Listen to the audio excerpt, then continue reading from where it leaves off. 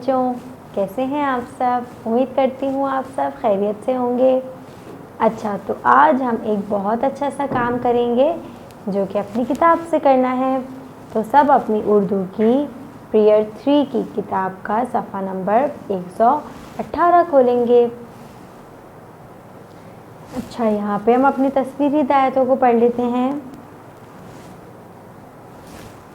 पढ़िए, पेंसिल फेरिए और लिखिए।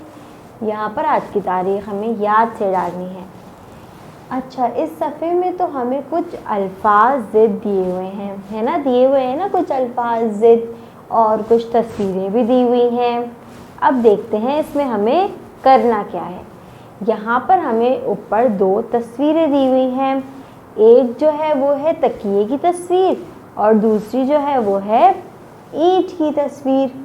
और यहाँ पे लिखा हुआ है नरम और सख्त। अब बच्चों, आप लोगों को याद है मैंने आपको पढ़ाया था पहले कि तकिया कितना नरम होता है, नरम और सख्त के बारे में मैंने आपको बताया था और इसकी मिसालें भी दी थी मैंने। जैसे तकिया होता है कितना नरम होता है, उस पर सर रख के हम सोते हैं, और ईंट कितनी सख्त होती है, हम उसको उठाते हैं तो कितनी भारी सी होती है वो। तो और जैसे अगर हम रोटी खाते हैं तो कितनी नरम सी होती है वो, हम बग़ैर चाय के भी आराम से खा सकते हैं उसको, आराम से हम बग़ैर चबाए भी खा सकते हैं। लेकिन पापे कितने सख्त होते हैं, उनको तो हमें चबाना पड़ता है, और अगर उनको चाय में डुबोएं तो वो भी नरम हो जाते हैं, लेकिन वैसे वो बहुत सख्त होते हैं। तो यहाँ पर हमें लिखकर भी दिया हुआ है नरम, नरम, सख्त, सख्त। अच्छा, अब हमें तो पता चल गया नरम का जो हम ज़िद होता है वो होता है सख्त, नरम, सख्त। अच्छा, अब हमने इसको पढ़ लिया है और हमें पता भी चल गया है। तो अब हमें क्या करना है, यहाँ पर जो हमें नरम और सख्त नुक्तों से लिख कर दिया हुआ है उस पर हमें पेंसिल फेरनी है, और नीचे जो नुक्ते दिए हुए हैं वहाँ पे हमें खुद से भी लिखना है। नीचे आ जाते हैं। नीचे हमें क्या तस्वीरें दी हुई हैं, नीचे हमें मौज़ों की तस्वीरें दी हुई हैं, और एक तो बड़ा साफ सा है और दूसरा गंदा हो रहा है, और यहाँ पे लिखा हुआ भी है साफ़ और गंदा।